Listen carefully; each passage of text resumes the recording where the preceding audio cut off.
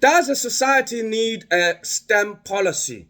A STEM policy is a science, technology, engineering, and maths policy. By all means, in this age, every society needs to respect science, technology, engineering, and maths. If your society does not respect that, it will fall behind, and that is guaranteed. It will fall behind, and it will not know what to do with those natural resources that it has except to sell them. So, by all means, this is very important. All the innovation in the last 150 to 200 years has come from science, technology, engineering, and maths. And maths underpinning it all, because maths is involved in the engineering, it's involved in the technology, it's involved in the science. So without that, your society will not move forward. In the last 150 years, as I said, some societies faring better than others. Genes are being edited. We're having driverless cars. We have the internet. We have artificial intelligence, better hospitals with better medicines, better homes, because of engineering that goes into the homes. Even simple things like better toothbrushes. A toothbrush has to be, somebody has to analyze it, look at the teeth, see how this brush is cleaning, and then they make a better toothbrush, better toothpastes. You understand? Better combs, better clothes, lighter clothes. Even the clothes, the sweat, these clothes that absorb your sweat and don't make you feel sweaty. All that is science, you understand? It's all technology that goes into it.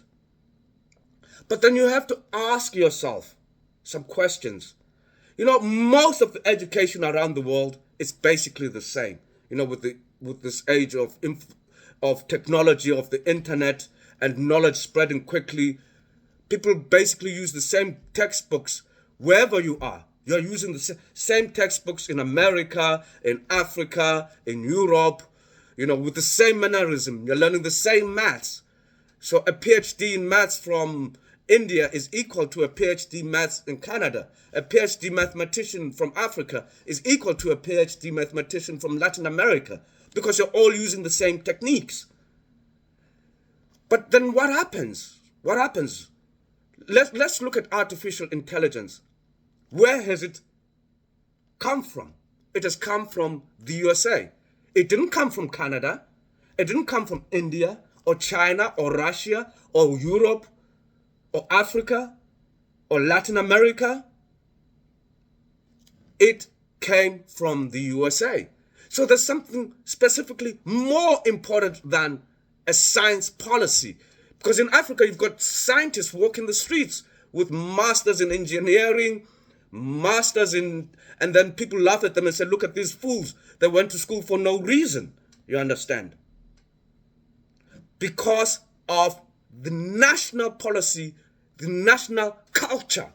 See, culture is not dancing. Many people think culture is just dancing. No.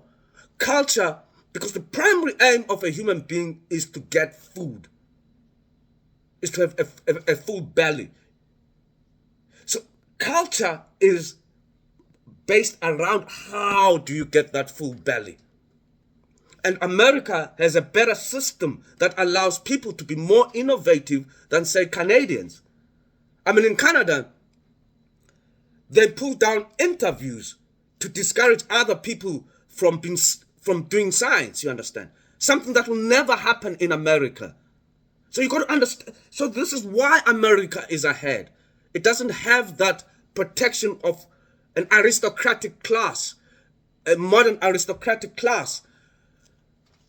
In Africa, you've got all this looting, but all these scientists are unemployed, yet people are looting because the culture around food, how do you get your food, is all messed up. So the scientist has to be allowed to be a scientist. You understand? If some people are not allowed to be scientists, that shows there's some rot, big rot in that society. Some rot bigger than others, of course. But there's more rot. So there's less rot in the USA. That's why they can be more innovative. Because there's rot everywhere in society, in how we get food. There's cheating everywhere, you understand? There's trying to discourage others everywhere. But the rot in a place like Africa is huge. Because if the person, you cannot say you have culture when your people are starving, you understand? The rot in Canada is there, but not as big as in Africa. The rot in Russia is huge. I mean, Russia has produced Nobel Prize winners, but you don't see any innovation coming out of Russia. You understand? You got to understand that. Ukraine is rotten. Even though the Western is trying to say, oh, Ukraine, democracy, this, it was one of the most corrupt countries in the world before this war started. It's rotten. America, no matter what you say, has less rot because more people are allowed to use their talents to try and get food. So you can have the best science policy in the world, but it's who do you allow to use to do that work, to be the scientist, you understand?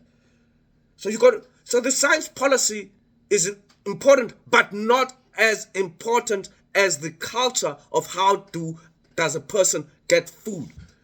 Dancing and singing is not culture. Why or how this has become to be told that that is culture is to fool people. Then they think they're contributing to culture. No, you're not contributing to culture, you're contributing to dancing. Culture is about the entire organization of a society. You understand? So that's, science policy is important, but what's more important is the culture of who's allowed to be.